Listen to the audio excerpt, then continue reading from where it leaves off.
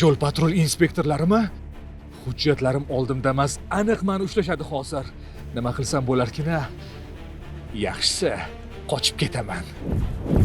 Gap shundaki, Qashqadaryoda haydovchi tegishli hujjatlarsiz mashina boshqarib, inspektorlarning avtomobilini urib, voqea joyidan qochib ketdi.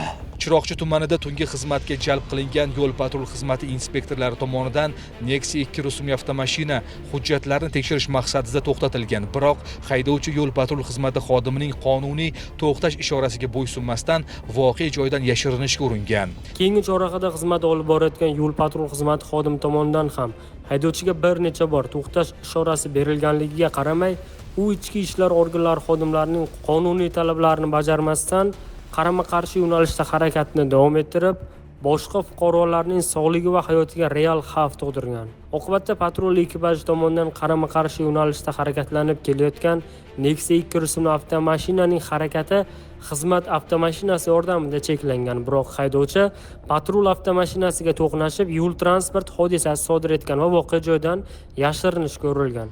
Ko'rilgan tezkor chora-tadbirlar natijasida haydovchining shaxsi aniqlanib ushlangan. Dokumentim yo'qligi sabab kaya xodimlaridan qo'rqib qarama-qarshi harakatlandim.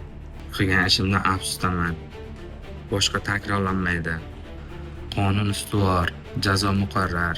Qolganlarga ham bunaqa ish qilmaslikni tavsiya beraman. Mazkur holat yuzasidan Chiroqchi tuman ichki ishlar bo'limi tomonidan to'plangan ish hujjatlari Jinoyat ishlari bo'yicha Chiroqchi tuman sudi tomonidan ko'rib chiqildi va haydovchining sodir etgan huquqbuzarlik holati yuzasidan 15 sutka ma'muriy qamoq jazosi tayinlandi. Boshqa fuqarolardan bu kabi qoidabuzarliklarni va huquqbuzarliklarni sodir etmasliklarini so'rab qolamiz. Bizdagi Bisprova rulga o'tirmasliklarini so'rayman. Oqibati yomon bo'laygan. Bu meni haydovchilik guvohnomam. Ushbu hujjatsiz mashina boshqara olmayman. Hurmatli haydovchilar, men aytmasam ham buni siz juda ham yaxshi bilasiz, lekin negadir bilib turib qoidabuzarliklar sodir etasiz. Hozirgi haydovchining voqeasi sizlarga dars bo'lsin.